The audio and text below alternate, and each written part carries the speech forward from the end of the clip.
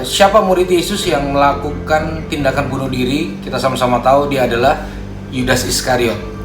Apakah memang dia ditetapkan untuk bunuh diri? Saya tidak mempercayai hal itu.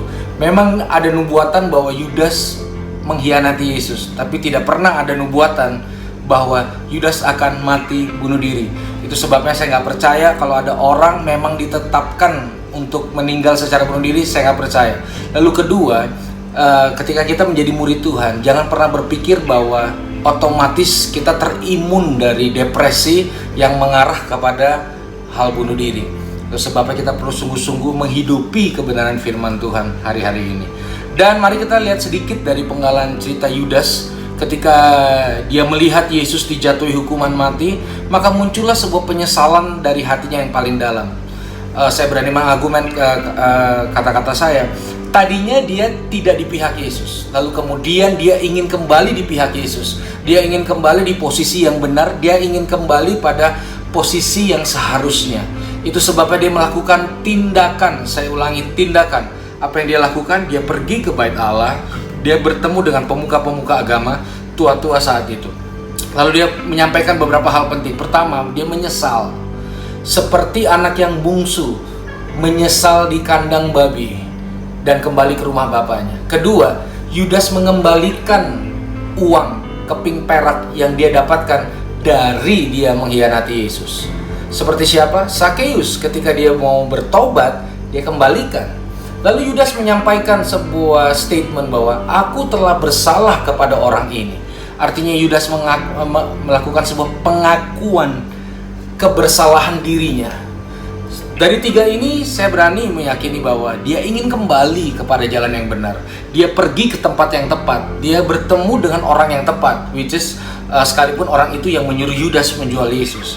Tapi dengar baik, apa yang terjadi setelah dia datang ke rumah Allah, ke bait Allah, ketemu tua-tua, pemuka agama saat itu. Mereka berkata, tua-tua dan pemuka agama, apa urusannya dengan kami? Itu urusanmu sendiri. Saudara dengar baik, saya meyakini kalimat ini yang menjadi potensi akhirnya Yudas memutuskan bunuh diri.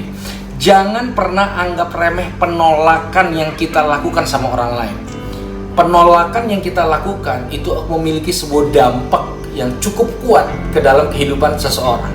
Yudas pasti menyadari wakil Tuhan menolak dia, maka secara otomatis karena dia wakil Tuhan, Tuhan pun menolak dia.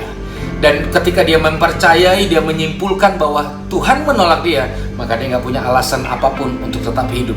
Artinya dia meyakini bahwa Tuhan tidak pernah menerima dia lagi, sama seperti orang-orang yang dia temui. Akhirnya dia memutuskan dalam perjalanan terakhirnya melakukan bunuh diri. Kesempatan ini saya ingin menyampaikan juga pada teman-teman yang hari ini banyak mengalami penolakan. Ketika kau ingin sungguh-sungguh bertobat, engkau ditolak, engkau diberikan stigma negatif, engkau mengalami rentetan penolakan-penolakan. Saya ingin menyampaikan tetap kuat, tetap semangat. Ingat, waktu kita sungguh-sungguh berbalik pada Tuhan, Tuhan membuka hatinya untuk kita. Asal kita sungguh-sungguh, asal kita menyampaikan niat kita benar-benar untuk bertobat dan sungguh-sungguh. Tidak butuh pengakuan orang lain. Orang berhak ngomongin kita, kita juga berhak untuk tidak mendengar omongan orang lain.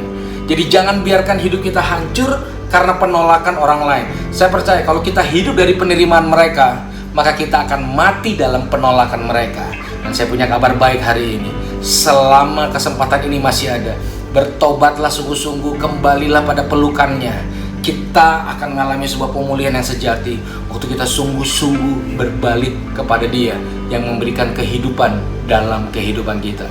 Jadi jangan pernah memutuskan mengakhiri hidup kita, karena hidup kita sungguh-sungguh ada di tangan Tuhan yang menciptakan kita, yang menyertai kita, dan sama-sama nanti akan ada sama-sama dalam kekekalan.